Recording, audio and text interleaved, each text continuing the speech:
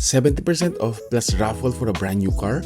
Tara na! 3 days lang to guys, March 13 to 15, SM City Pampanga is going all out. Sale? Check. Raffle? Check. Free car? Baka ikaw na. Ano pang hinihintay mo? SM City Pampanga 3-day sale is happening this Friday to Sunday, March 13, 14, and 15 from 10 a.m. to 9 p.m. Up to 70% off on great finds like clothes, shoes, gadgets, home stuff, lahat nandyan. But here's the fun part. For every 1,000 peso you spend, you get 1 e-raffle entry to win Suzuki Dzire GL CVT Hybrid. Yup, a brand new car. So basically, bili ka ng gusto mo, may chance ka pa na manalo ng bagong kotse. Win-win, di ba? Summer shopping? Done. Pampasaya sa sarili? Done. Gifts for your loved ones? Done. Plus car raffle pa. 3 days lang. Friday, Saturday, and Sunday. Walang excuse.